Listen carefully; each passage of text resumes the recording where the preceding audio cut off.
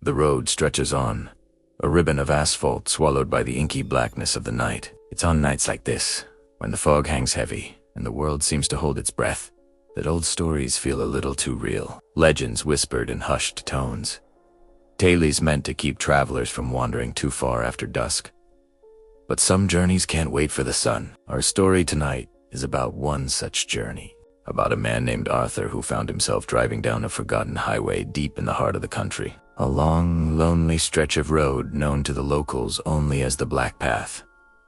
The fog was thick, a ghostly shroud that clung to his car, reducing visibility to mere feet. The only light was the weak glow of his headlights, cutting a pale, trembling path through the oppressive darkness. The only sound was the low hum of his engine and the rhythmic thump of the windshield wipers, fighting a losing battle against the mist. He'd been driving for hours, a gnawing unease settling in his stomach. The GPS had died an hour ago, and the radio just hissed static. He was utterly alone. Or so he thought. He checked his rearview mirror, a nervous habit. Nothing but the swirling gray fog behind him. He pressed it on his knuckles white on the steering wheel, his eyes straining to see what lay ahead. That's when he heard it, a faint sound, almost lost beneath the engine's drone. It was a rhythmic beat, a sound that didn't belong on this modern asphalt road. Thump thump, thump thump. It grew steadily louder, closer. It sounded like ... hoofbeats. Impossible. What horse would be out here, in this weather? At this hour, Arthur's heart began to pound in his chest, a frantic drum mirroring the sound from outside. He told himself it was just his tired mind playing tricks on him, a product of the hypnotic road and the deepening night. He pressed his foot on the accelerator, hoping to outrun the phantom sound and the fear that was now coiling in his gut. The hoofbeats grew more frantic, no longer a steady canter, but a full-on, desperate gallop. They were right behind him now, so close he could almost feel the ground vibrate. He risked another glance in the rearview mirror. Through the thick, roiling fog, he saw it, a light. Not another car's headlights, but a single, swinging point of light, like an old-fashioned lantern. It bobbed and swayed with the frantic rhythm of the gallop, casting long, dancing shadows that twisted into monstrous shapes within the mist. Panic seized him. This wasn't his imagination. Something was out there. Something was chasing him. He floored the gas pedal, the engine screaming in protest as the car lurched forward, tires squealing on the wet pavement. The speedometer needle climbed, but the light behind him kept pace, an unholy beacon in the darkness. It never got closer, but it never fell behind. A relentless, terrifying pursuit. A sudden clap of thunder cracked the sky, the sound so loud it felt like the heavens were splitting apart. A flash of lightning illuminated the road for a split second, revealing nothing but the empty, fog-drenched path ahead. The chase stretched into what felt like an eternity. Arthur's car was a metal cage, hurtling through a nightmare he couldn't wake from. The hoofbeats were a deafening thunder now, right alongside his car. He dared not look to his side. He kept his eyes locked on the road, praying for a sign of civilization. A house, a town, anything. The glowing lantern was a constant, maddening presence in his peripheral vision, its light seeming to burn with a cold, spectral fire. Who was carrying it?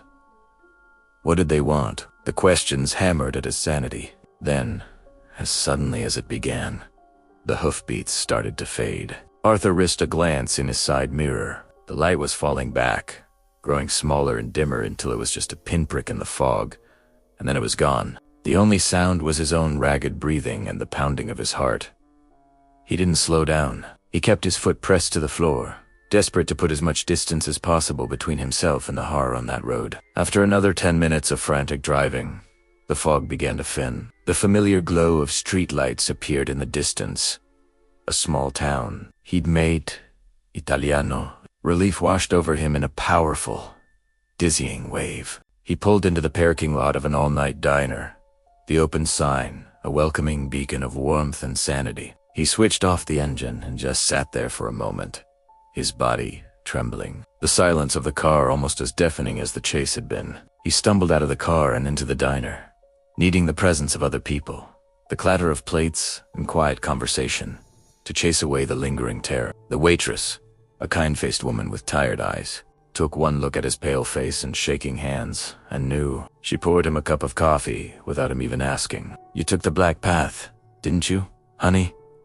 she asked, her voice low. Arthur could only nod, his throat too tight to speak. "You're lucky," she continued, her eyes distant. "Most who meet the Midnight Rider on that road, they don't get to finish their journey." She told him the story, an old legend the town had known for generations. A story of a highwayman from centuries ago, a cruel and greedy man who was caught and condemned for his crimes. They say his rage was so great that he made a deal with something dark, something that wouldn't let his spirit rest. Now, he rides the roads on moonless, foggy nights, on a steed as black as shadow, forever chasing the living. They call him the Midnight Rider.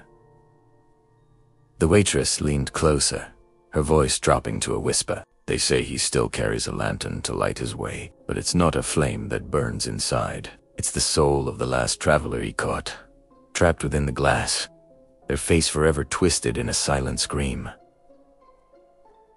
Arthur's blood ran cold. He thought back to the glowing lantern, the way it swayed in the darkness. He pushed his coffee away, the warmth doing nothing to chase the chill from his bones. He had seen the legend. He had outrun the Midnight Rider. He paid for the coffee he couldn't drink and walked back to his car, the first hints of dawn breaking on the horizon. The fog had lifted, revealing a clear, starless sky. The world looked normal again. But Arthur knew it wasn't. He knew what lurked in the darkness, just beyond the reach of the headlights. He got in his car and drove away, taking the long way around, never looking back. Some roads are best left untraveled, and some legends are not just stories. For the rest of his life, whenever the fog rolled in, he would remember the thunder of hooves and the terrible, swinging light of the Midnight Rider's lantern. Thank you for joining me on this terrifying journey into one of the road's darkest legends. If you enjoyed this story, make sure to hit that like button and subscribe for more tales from the shadows. Stay safe out there, and maybe, just maybe, avoid those lonely roads at night. You never know who or what might be waiting in the dark.